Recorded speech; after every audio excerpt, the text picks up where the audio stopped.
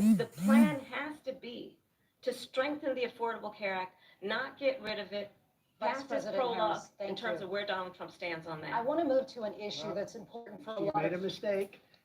Number one, John McCain fought Obamacare for 10 years. But it wasn't only him. It were all of the Democrats that kept it going.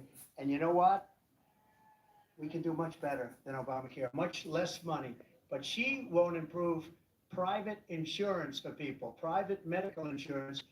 That's another thing she doesn't want to give. President People Trump. are paying privately for insurance that have worked hard and made money, and they want to have private. She wants everybody to be on government insurance where you wait 6 months for an operation that you need immediately. President Trump, thank you. We have another issue that we'd like to get to that's important for a number of Americans, in particular younger voters, and that's climate change. President Trump, with regard to the environment, you say that we have to have clean air and clean water. Vice President Harris, you call climate change an existential threat. The question to you both tonight is, what would you do to fight climate change? And Vice President Harris, we'll start with you. 1 minute for you each. Well, the former president had said that climate change is a hoax. And what we know is that it is very real. You ask anyone who lives in a state who has experienced these extreme weather occurrences, who now is either being denied home insurance or it's being jacked up. You ask anybody who has been the victim of what that means in terms of losing their home, having nowhere to go. We know that we can actually deal with this issue. The young people of America care deeply about this issue. And I am proud that as vice president over the last 4 years, we have invested $1 trillion in a clean energy economy, while we have also increased domestic gas production to historic levels. We have created over 800,000 new manufacturing jobs while I have been vice president. We have invested in clean energy to the point that we are opening up factories around the world. Donald Trump said he was going to create manufacturing jobs. He lost manufacturing jobs. And I'm also proud to have the endorsement of the United Auto Workers and Sean Fain, who also know that part of building a clean energy economy includes investing in American-made products, American automobiles. It includes growing what we can do around American manufacturing and opening up auto plants, not closing them like happened under Donald Trump. Vice President Harris, thank you. That didn't happen under Donald Trump. Let me just tell you, they lost 10,000 manufacturing jobs this last month. It's going, they're all leaving. They're building big auto plants in Mexico, in many cases owned by China. They're building these massive plants, and they think they're going to sell their cars into the United States because of these people. What they have given to China is unbelievable. But we're not going to let that. We'll put tariffs on those cars so they can't come into our country, because they will kill the United Auto Workers and any auto worker, whether it's in Detroit or South Carolina or any other place.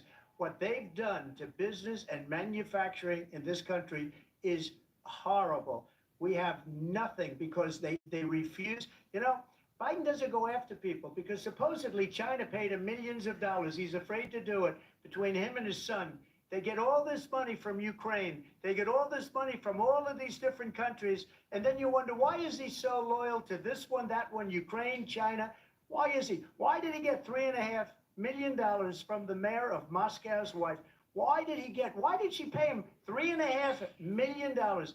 This is a crooked administration, and they're selling our country down the tubes. President Trump, thank you. Thank you. Tonight, the time has come for closing statements, and Vice President Harris, we begin with you. So I think you've heard tonight two very different visions for our country. One that is focused on the future, and the other that is focused on the past, and an attempt to take us backward. But we're not going back.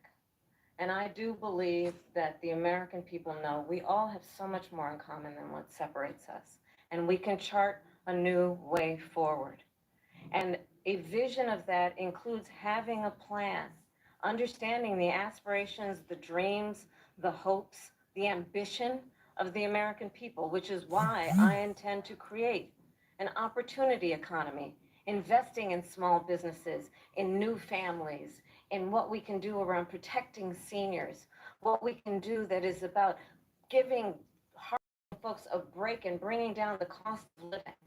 I believe in what we can do together that is about sustaining America's standing in the world and ensuring that we have the respect that we so rightly deserve, including respecting our military and ensuring we have the most lethal fighting in the world.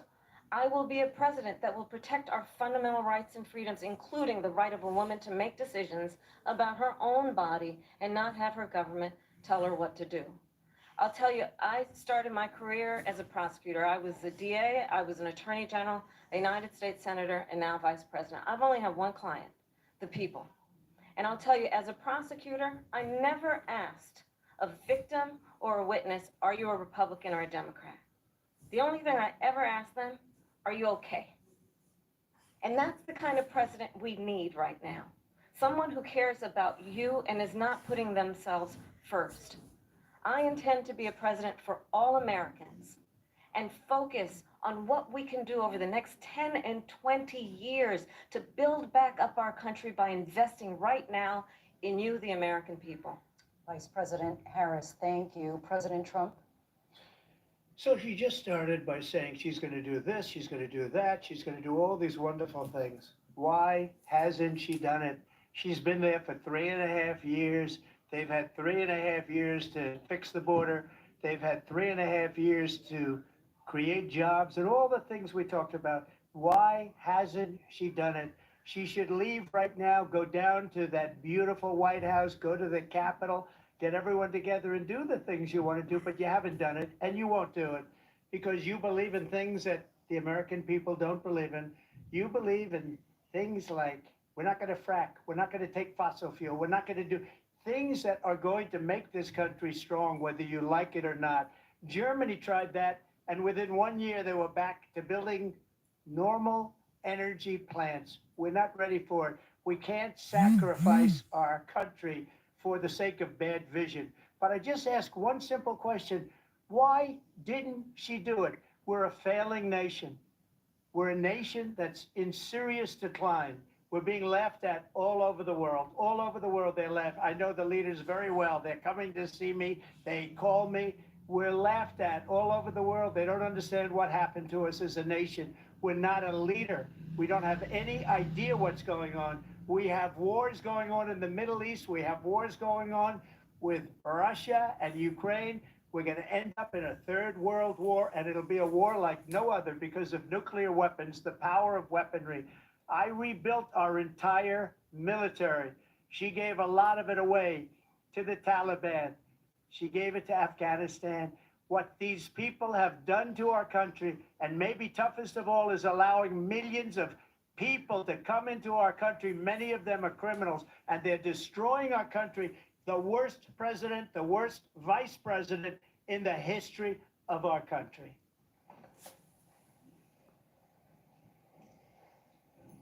Kamala Harris. Have good faith. Thank you. Welcome to you both. It's wonderful to have you. It's an honor to have you both here tonight. Good evening. We are looking forward to a spirited and thoughtful debate. So let's get started. I want to begin tonight with the